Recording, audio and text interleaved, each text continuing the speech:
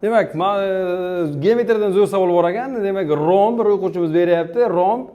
Xo'p, mana bu yerdan A uchidan A balandlik tushirilgan va diagonal o'tkazilgan. Diagonal mana bo'lagi 4, mana aytilgan, keyingi bo'lak 5 ga teng bo'lsa, mana bu yuzani toping degan savol ekan. Diqqat qilamiz, qarang.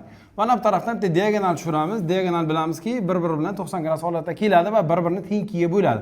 Agar mana bu bo'lak 5 bo'ladigan bo'lsa, umumiy bo'lak 9 bo'lsa, demak mana bu o'rtadagi bo'lak 0.5, ya'ni 4,5 dan 2 taga ajraladi.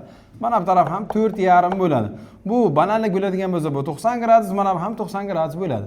Biz mana shu x bo'lagini, demak, to'g'ri burchakli uchburchakni to'g'ri burchakdan chiqarilgan balandlik qilib topsak bo'ladi. Mana bu bo'lak 4,5, mana bu bo'lak yarim, x topish uchun x teng ildiz ostida a1 b1, ya'ni preksiyalar ko'paytmasi degan narsa bor edi. 0.5 ko'paytirilgan 4,5 qilamiz. Shunda bizaga necha bo'ladi qiymati? Necha chiqadi? 3/2, ya'ni 1,5 chiqadi.